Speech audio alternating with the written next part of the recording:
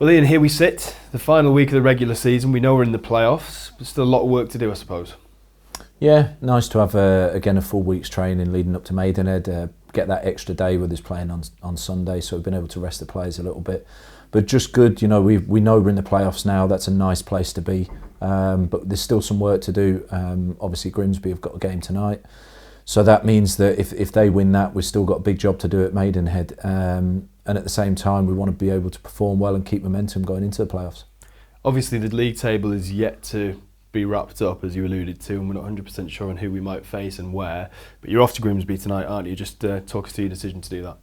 Yeah, I mean, it's not that often we get to see the opposition play because generally most of the games we all play at the same time. So the fact that they're playing tonight just gives me an opportunity because I think there's a good chance we're going to play Grimsby. We know there's not 100% sure, but I think the probability would say we're probably playing them. So it's a great opportunity just to get across and see them live. I think there's no substitute for going and watching a team live to be able to pick up a few things. So hopefully we'll be able to do that tonight.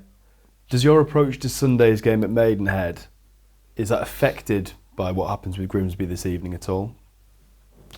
No, not really. I think no matter what happens, we want to be as strong as we can be. We need to take momentum forward. I think if we were playing Sunday and then Tuesday or Sunday and Wednesday, then perhaps you may have to think about making sure that players are fresh. But the fact that we'll have over a week until the quarter-final means that I think there's no real need to rest anybody unless they're struggling with somebody. Therefore, I think it's an opportunity to try and work on anything that we want to work with going into the quarter-final. We've obviously spoken about a lot of the positives, statistics and things like that recently of scoring in every home game for the first time in a number of decades, for example. But we're also very aware, aren't we, that things haven't been perfect this season. Away from home is probably an area that you'd like to see some improvements. You also mentioned a few weeks ago that the Aldershot game, for example, raised a few things which obviously identify things we need to work on. How much is that forming the basis of your work this week on the training ground? I think so, yeah. I think it's generally a lot of off-ball stuff. I think in possession we're good. Certainly at home I think we've been brilliant. Like you say, we've scored in every home game, which is a great achievement. But defensively, you can see we conceded too many goals this year. The way that we play is quite expansive, but that doesn't mean that we should just change the way we play so that we don't concede as many goals, because maybe that'll have an impact on how many goals we score. I think we can do more of both. I think we can continue to be expansive, but we've just got to be better when we lose the ball, better managing counter-attacks. When we don't have the ball, be better organised in our pressing and defending the box. So they're just key areas that we've got to keep working at, getting better. And we know we're going to play good teams that are going to test us more defensively. So last two games, of course, we kept clean sheets. I think that's 3 clean sheets in the last 4, but we don't really get carried away with that. I think we're going to have much tougher teams to play against. But there's some of the areas you saw. Vulnerabilities, managing counter-attacks. I think Aldershot scored with their first 2 shots when we played away there. We had so much of the ball, but we didn't manage when we lost it. So they're the areas that I think we've really got to sharpen up at. And you couldn't really wish for a tougher opponent on Sunday, really. If you look at the top 6 form table, I think we're first and Maidenhead are in 4th. Yeah. They're going to give us a really hard game, which is probably exactly what you want, I would have thought, going into the playoffs.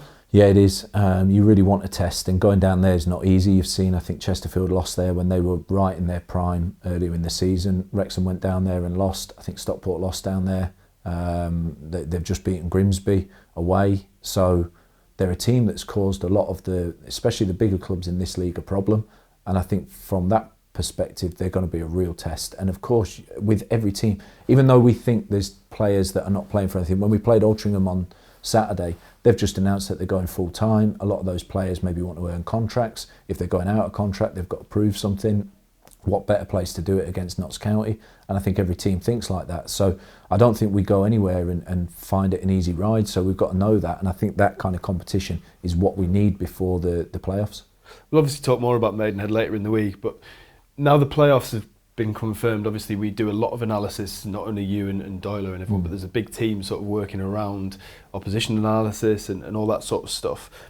Has the focus of the club changed since that playoff status has been secured, in terms of, are we now looking in detail at the number of opponents that we could face in the playoffs at any stage? Yeah, I think that we of course got one extra eye on Grimsby at the moment, because I think there's a good chance that we'll play them. It's going to be one of maybe 3 teams. So. But we've played everybody twice. We've got a bit of an idea.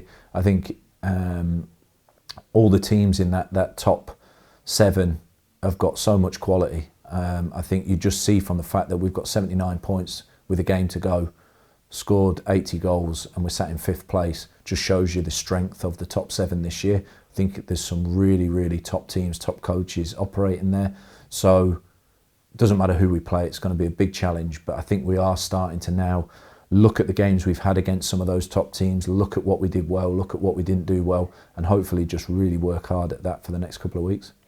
One of the reasons that we've been in such good form, I suppose, over the last month or so is the fact that we've had majorly a fully strength squad to pick from. Obviously, Kyle Cameron and Richard Brindley coming back has been a massive help. How much will squad management be important going into this game on Sunday, and then after that into the first playoff game? Because obviously injuries and anything like that at this time of year are the last thing you want. I think it's a credit to Ian Hutton, the medical team that helped periodise all the training, to say that I think we've probably trained harder with higher intensity than we have done in previous years, but we've accompanied that with fewer injuries, certainly muscle injuries. We've had a few unfortunate ones like Brinsley's arm.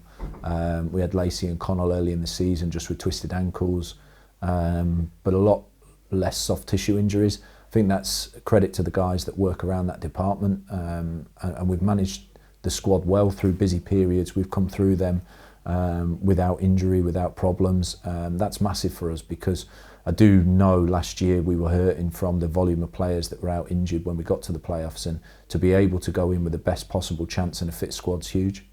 We saw today the lads doing some work in the gym that I believe they would usually do closer to a match day. How much of training schedule has been switched around now with a focus on a Sunday game rather than the Saturday game?